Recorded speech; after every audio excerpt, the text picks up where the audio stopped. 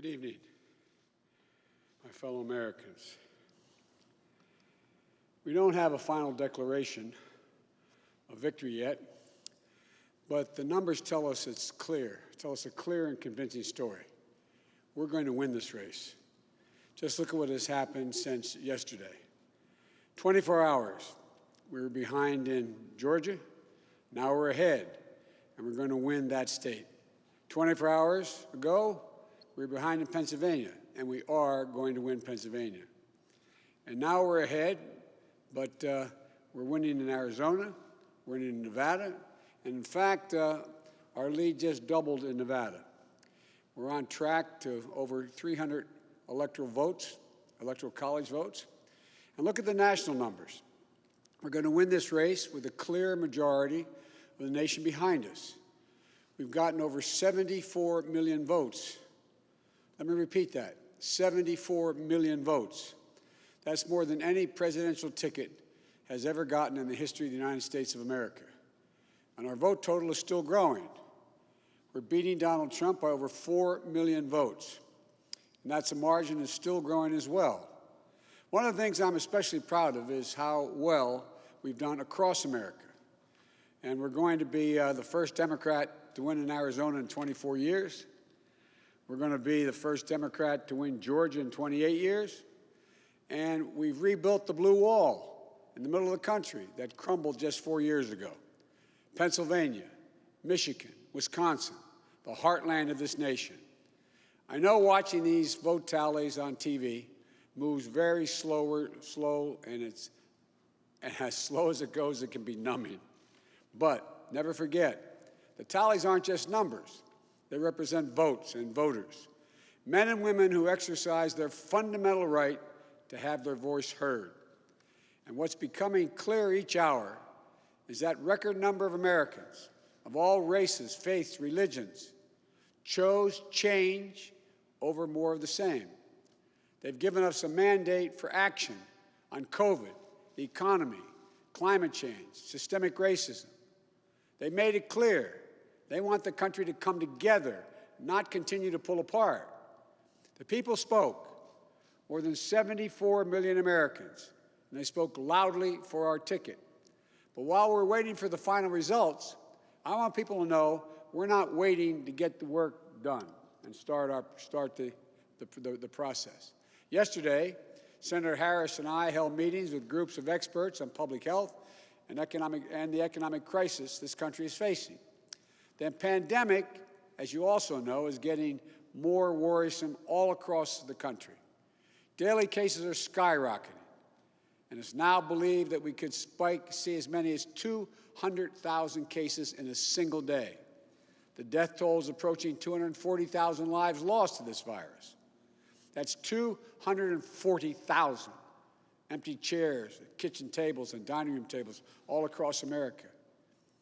We'll never be able to measure all that pain and the loss, the suffering that so many families have experienced. We know something about what it feels like to lose someone. And I want them to know they're not alone. Our hearts break with you. I want everyone to know on day one, we're going to put our plan to control this virus into action. We can't save any of the lives lost, any of those have been lost, but we can save a lot of lives in the months ahead. Senator Harris and I also heard yesterday about how this recovery is slowing because of the failure to get the pandemic under control.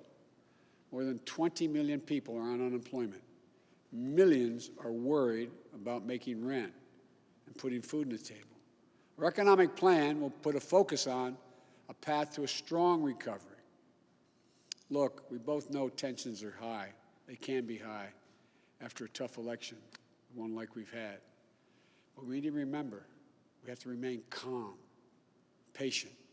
Let the process work out as we count all the votes.